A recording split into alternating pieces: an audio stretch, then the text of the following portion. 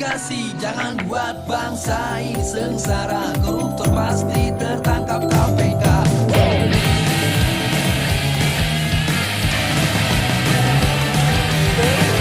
Para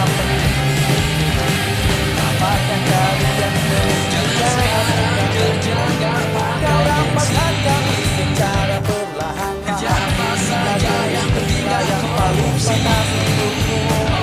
Sesuai Undang-Undang Nomor 31 Tahun 1999, tindak pidana korupsi atau koruptor terbagi menjadi 7 bentuk yang pada awalnya dibagi menjadi 30 bentuk.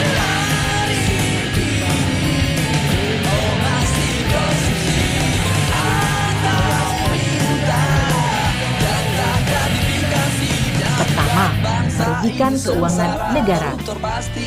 Penyalahgunaan wewenang jabatan atau tindakan yang melanggar kepentingan umum termasuk tindak korupsi karena merugikan keuangan negara.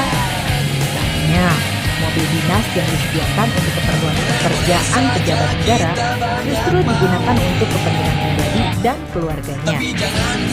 Selanjutnya, suap menyuap. Kasus suap bisa dikatakan populer atau paling sering terjadi. Suap biasanya dilakukan sebagai upaya memuluskan kebutuhan penyuap dengan memberi sejumlah uang. Contoh kasus suap yang hampir setiap hari kita temui di jalan adalah para pelanggar lalu lintas yang memberi sejumlah uang kepada polisi agar lolos dari hukuman. Ketiga, penggelapan dalam jabatan.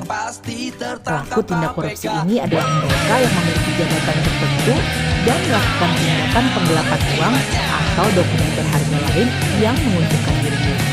Contoh kecil yang mungkin pernah terjadi di sekitar kita adalah menggunakan kwitansi kosong agar nominal uang di dalamnya dapat direkayasa oleh si pelaku. Keempat, pemerasan. Pemerasan merupakan perbuatan pihak yang menyalahgunakan kekuasaannya untuk memaksa orang lain melakukan sesuatu yang menguntungkan dirinya. Contohnya, pungutan liar atau pungli yang dikenakan oleh aparat kepada masyarakat sebagai tarif pengurusan dokumen tertentu.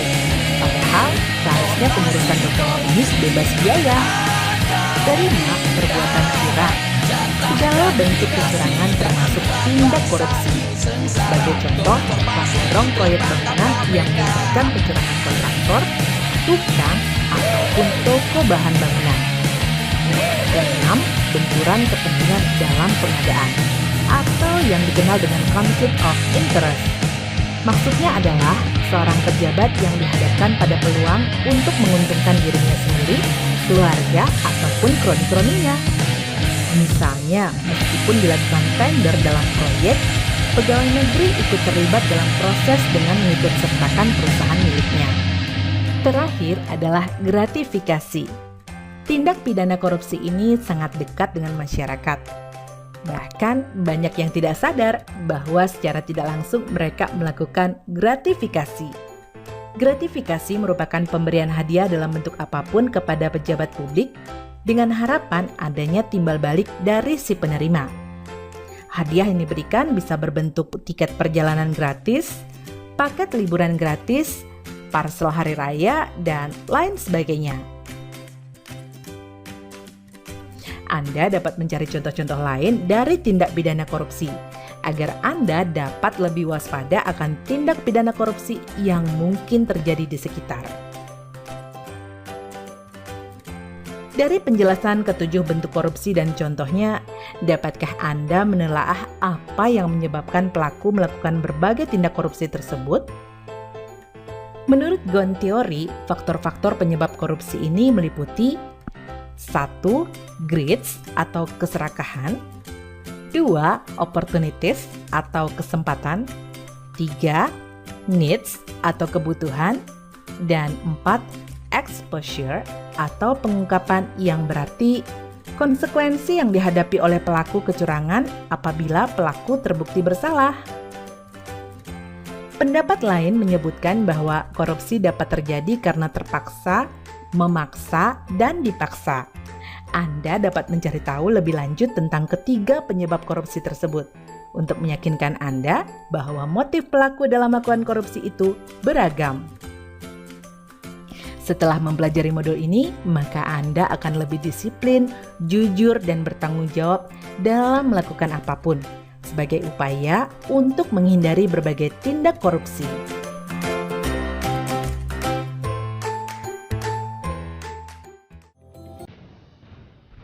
Kasus suap Bupati Penajam Pasar Utara menyisakan ironi tersendiri.